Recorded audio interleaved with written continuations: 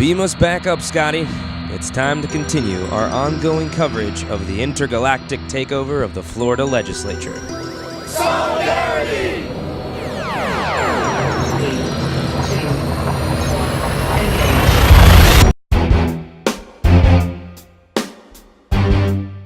The fourth week of legislative session started off with a vote on SB 934 in the Senate Community Affairs Committee.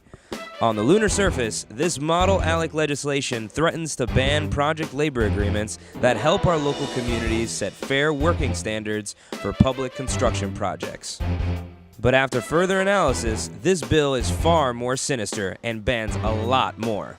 Living wage ordinances currently in effect all over the state would be banned. Prevailing wage ordinances, like the one recently passed in Miami-Dade County, would be banned on any maintenance, improvements, what have you, to public works project. Now, you don't have to take my word for it. Page 8 of the staff analysis confirms our concerns.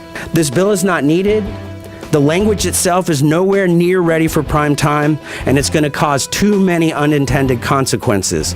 Please hit the pause button and vote down this legislation in this committee. After an overwhelming amount of public testimony, including those from the Working Family Lobby Corps, Senator Brandis, the bill sponsor, employed a procedural maneuver, voted against his own bill, moved to have it reconsidered, and then postponed it. This last-minute maneuvering keeps the bill in legislative orbit, but only barely. What are they trying to hide? That's what working families were asking on Tuesday in the House Government Ops Subcommittee as HB 223 was heard. This bill would make the entire process of hiring our state university presidents, some of the most powerful and highest paid public positions in the state, secret from the public. Dr. Jennifer Proffitt, president of the United Faculty of Florida at Florida State University, helped lead the charge in debate against this bill from outer space. Secrecy is not in the best interest of our universities and colleges, especially when it comes to choosing leadership. Florida has strong sunshine laws and should be proud of them. Any exemption to these laws should be unequivocally compelling and narrowly construed, for government in the sunshine is critical in democratic societies because it attempts to eliminate the corruption and undue influence that can happen behind closed doors. The Senate companion of this bill, SB 182, was temporarily postponed for a second week in a row on Thursday.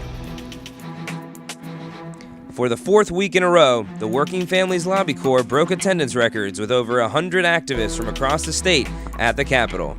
Firefighters, teachers, police, electrical, machinists, and painters, and dozens of other professions joined us in the battle to save planet Florida from the alien invasion. We're very proud that we made the effort to get 23 firefighters up here representing all the locals, intermingling with the councilors, the commissioners, the legislators, the senators, and the cabinet. A lot of guys, it's their first time up here. We really make the investment in our personnel to try and get them up here so that they get involved in the process.